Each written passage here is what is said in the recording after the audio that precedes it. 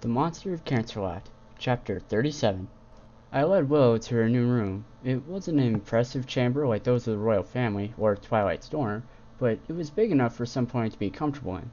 There were 2 guards that I hoof-picked posted outside the door, and the room was far enough away from the other high-traffic areas of the palace that the only ponies who were likely to walk by were supposed to do so. It was a room Celestia used for dignitaries she didn't like. After Will looked around her temporary living quarters and thanked me a half-dozen times, I laid out a few guidelines for her. First, she should be in either her natural form or her familiar Dust Willow form. The idea was that she would draw less negative attention. Second, she should try to be helpful. That's just good advice for any pony. Third, and probably most important, avoid contact with any pony who owns a crown. I left Willow to get comfortable and informed the guards that no pony who could not normally give them orders was allowed to enter. I also told them that even though she was my guest, she was also a prisoner. They weren't to be rude, but she wasn't allowed to leave the palace either. From there, I went to my own room. I had packing to do. I still don't trust her, Bunny said as she stuffed some of my shirts into a trunk. Yeah, Cotton agreed, though I don't think she knew what her mom was so upset about. It made it all that much cuter as she slammed the jerkin down. I know, no pony trusts her, but I'm telling you, she didn't have a choice. None of them did. The queen controls them through a hive mind, and if they disobey like Willow did, they get re-educated. So maybe cut her a little slack. Even though it seemed like I was scolding Bunny, I was speaking in a calm and even tone. Although she is a changeling, so not too much slack. Fine, but only because it's you asking. Thank you, Bunny. You know, since I'm going to be in Ponyville, there's no need for you to be spending your time here. Why don't you take a week off and spend some time with Fluffy and Iron? It'll be paid leave, of course. I think I'll take you up on that. Also, I think this is the last of your shirts, so you should be ready to go. Thanks, Bunny. I hefted the large chest in one hand and plopped it onto my shoulder. I couldn't believe how easy my new strength made this action. Though, with fall approaching, I should really have something to wear over my expanded chest and arms. I'm just happy my pants still fit. Barely. We better hurry if we're going to catch the train with every pony else. No! Cotton cried out. She left me, and, without a shirt to hold on to, slid down my back. Bunny picked her up with her magic and held her up so I could hold her with my free hand. I held the little filly close and nuzzled her. You never play fair, do you? She giggled and shook her head. Listen, little fluffy butt. If I'm going to take you on a flight around the city, I need to learn how to fly, right? I guess so, she pouted. Promise you're coming back soon? I kissed her forehead. I promise. I then placed her on Bunny's back and booped her nose with a finger. I'll be back before you know it. After a nice carriage ride with Twilight, we boarded the express train to Ponyville. We were having a pleasant conversation about controlling the weather and manipulating your environment with magic along the way. There was even some talk about magic. What she probably thought I didn't notice was the fact that she was avoiding any topic that she thought might upset me. I appreciated her efforts, but I never really liked being treated with kid gloves. Since it was already late when we left Canterlot, it wasn't too long before Twilight fell asleep across my lap. I, on the other hoof, couldn't.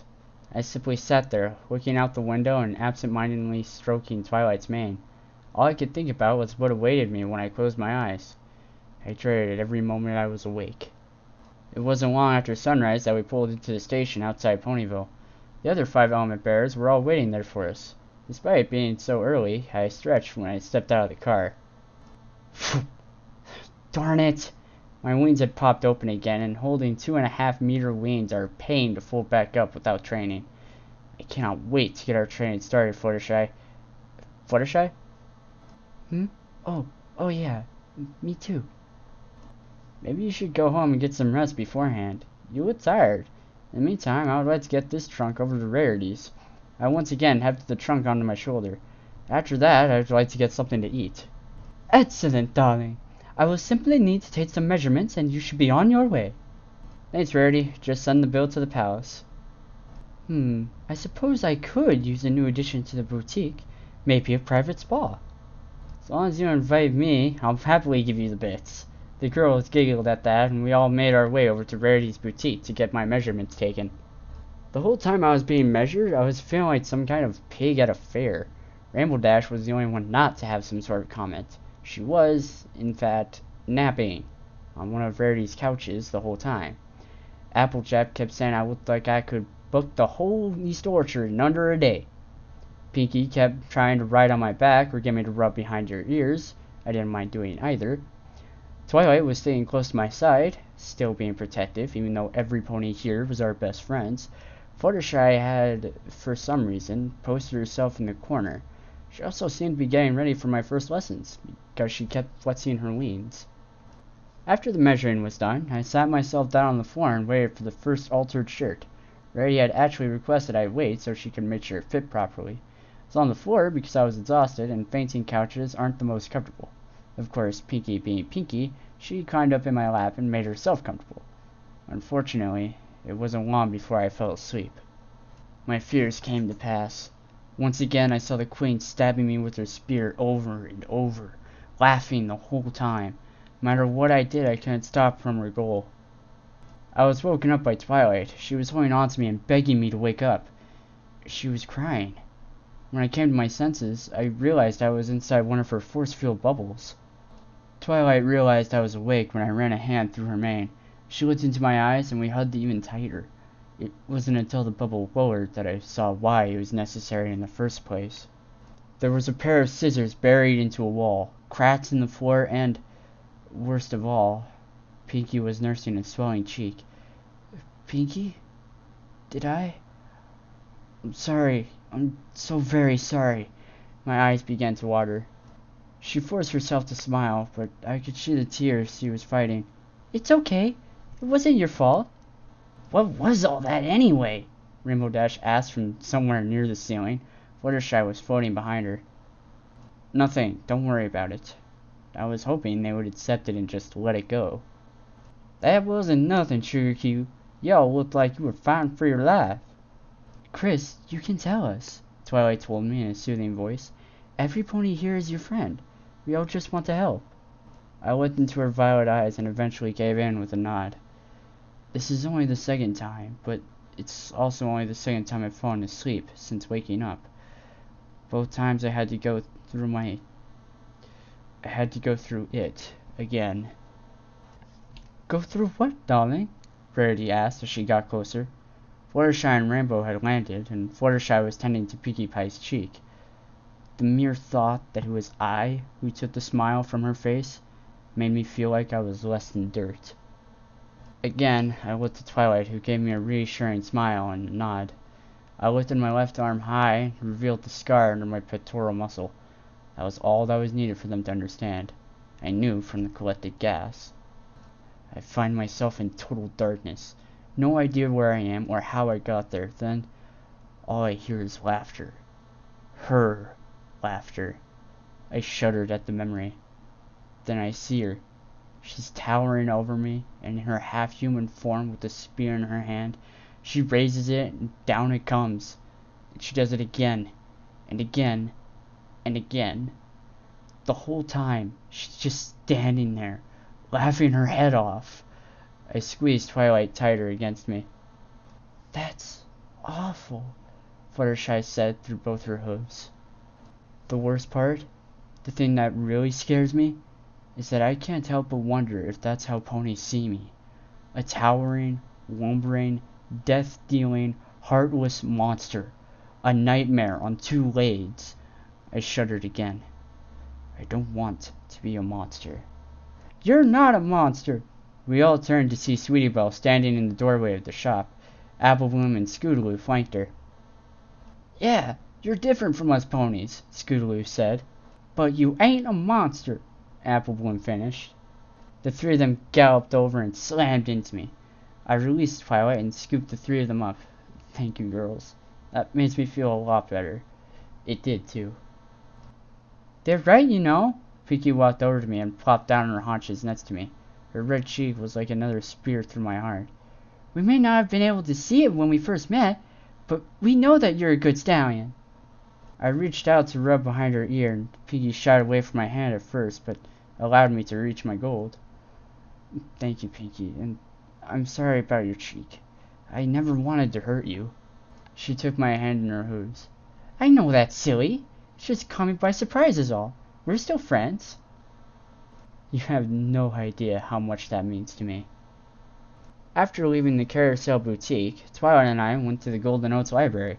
I had a bed to get set up, and she wanted to do some examinations on me. But you threw those scissors around the room with magic, in your sleep. That's not something we can ignore. You have to let me do some tests on you. I don't know why you're yelling at me. I never said no. I know better than to come between you and a test. I chuckled at my own joke, but I wasn't feeling very jolly. I'm scared, Twilight. Even Aunt Luna said she couldn't help me in my dreams. She said something was fighting against her. Do whatever you need to. Alright, I promise to do whatever I can to help, and I'll be careful. We don't need another mistake ruining your life. It wasn't a mistake, Twilight. It was an accident. There is a difference. You know I trust you with my life. Besides, I've had a pretty good one so far. Maybe, but that doesn't mean we should cut it short. Now come on, I have everything we need downstairs. Spike, we're gonna need some assistance. On my way, Twilight. Alright, I think that's all the more data we can get without cutting you open. Jeez, Twilight, I didn't know you could be so morbid. I stood up from the examination table and put my newly altered shirt back on. After an hour and a half on the table, I needed to stretch. Unfortunately, that meant my wings popped out to full extension again. I'm really starting to get sick of this. Whoa, those are awesome wings, Chris! Thanks, Spike, but they're a huge pain in the flank. Maybe once Fluttershy teaches me how to use them, they'll be less of a burden. For now, though, could you help me fold them back up? Sure, I got enough practice doing that for Twilight when she first got her wings. Oh, ha. Let's just see how quickly you adapt to wings when yours grow in. As long as Rarity likes them, I don't care how much of a pain they are. Speaking of your mare friend, I'll have to thank her for the work she did on this shirt. Wings at full spread and not even a strain in the fabric. She does good work. Hey, she's not my... yeah, she does. You just gotta love the little guy. Chris, Twilight called out, why don't you and Spike go on upstairs and get a snack? I need to compile this data. Alright, Twilight, we both replied as we happily ran up the stairs. Meanwhile, Twilight was growing nervous over her findings. Twilight was checking and rechecking her figures, flipping from one page to the next. She was begging them to be wrong. But the numbers never lie. Fluttershy? I said as I reached the top of the stairs. I was surprised to find the buttery Pegasus in the library's main room. What brings you here? I came to see how you were doing. I know how upset you were over what happened at Rarity's. Yeah, I was. Still am. I never wanted to hurt any pony. Especially not one of my best friends. Well, I just came from Pinkie's and she told me she forgives you. She even made you these cupcakes as a way of proving that. She even made a special one for Spike. Sapphire! Alright! Spike took his treat and scuttled away. That's great news. After seeing her flinch like that, I thought for sure it was back to square one with her. Oh, but Pinkie never stays angry with any pony for long. She turned and started toward the door. If you feel like you're ready to start our lessons, then meet me at my cottage tomorrow morning. I watched her leave. I may have been paying a little more attention than usual. I'm not going to admit to anything. Dang it. Meanwhile, back in the basement laboratory, I have to let the princesses know. Oh, poor Chris. And things kept getting worse.